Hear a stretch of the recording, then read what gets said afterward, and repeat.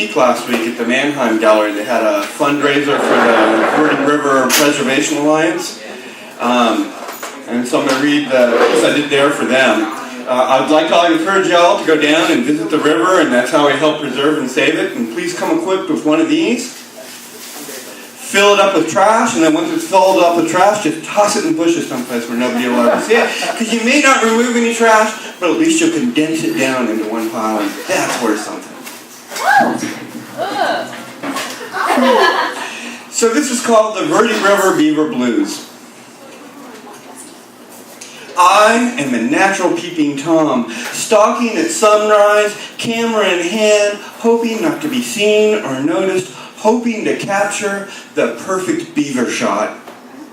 For my efforts, I am rewarded with a glimpse of wild tail, beautiful, fleshy, round, and shapely. But when that tail attached to a beaver slaps the water, it makes a rifle crack sound, and the entire family of beaver, Papa, Mama, and Pup, swim away underwater before I can zoom in, focus, or click. Another perfect beaver shot foiled. With a sigh,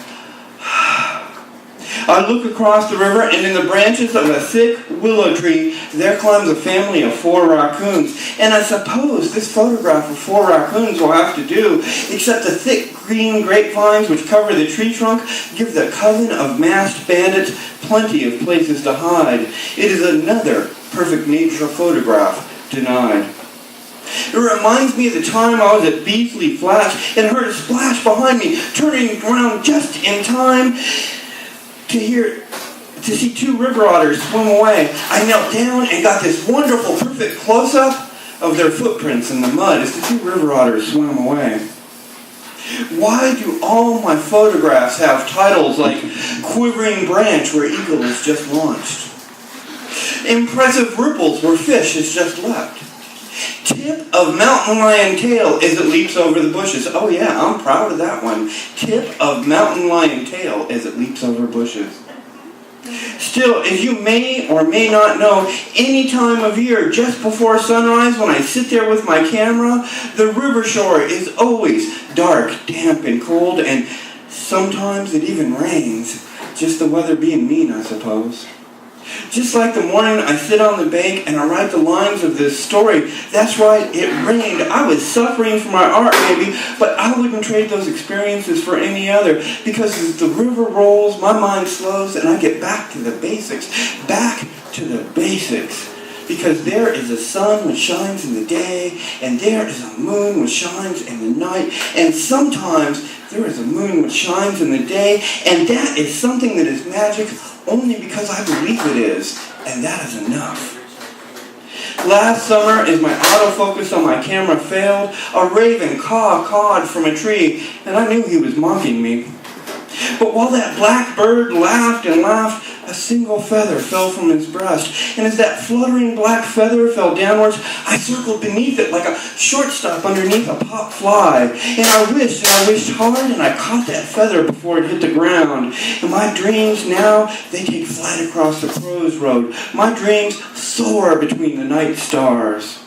My automobile dashboard is filled with feathers, and I've discovered that the river shore is the best place to find these avian jewels.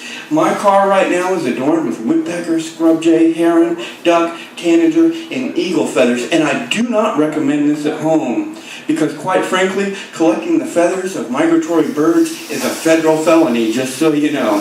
When I pull up and go hiking at national monuments, I keep a little baggie in my dashboard so I can stash all the feathers so I can hike around without getting arrested.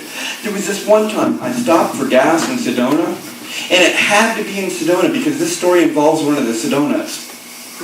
And as I paid the cashier for my gasoline, the woman behind me in line, this hippie chick with wild hair, fiery eyes, and a Celtic armband tattoo, she just gushed on and on about all the feathers on my dashboard. She told me she'd been searching for a feather forever, and I told her she could take one of mine if she liked. I turned them into cat toys.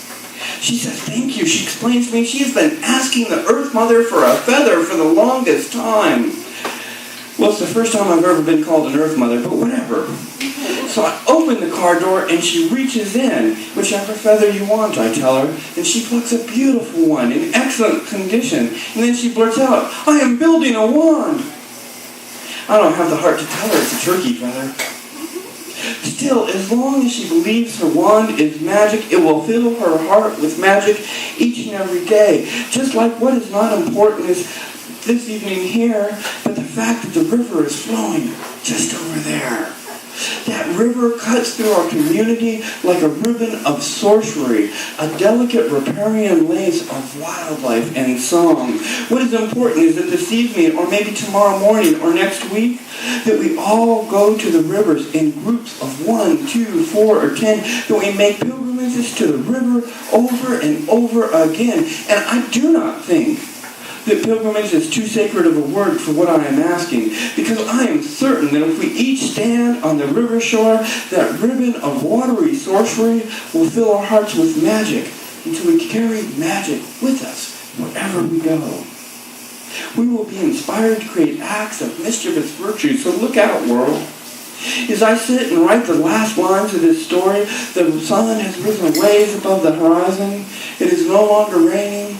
It is no longer morning, and suddenly there's a splash just across the river. The beavers have been watching me for about an hour and a half. As usual, I pull out my camera, I focus too slow, shoot too quick, and the beavers swim away. But at least I have a new photograph for my collection. I call it Rustling Reeds, where beaver used to be.